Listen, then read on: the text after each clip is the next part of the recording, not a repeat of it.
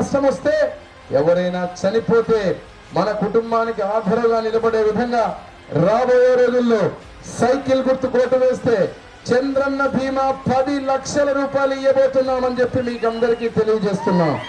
ఈ పథకాలన్నీ సంక్షేమ పథకాలు. మరి రాయచోటులో వచ్చినప్పుడు తాగడానికి నీళ్లు రావాలంటే సైకిల్ రావాలా?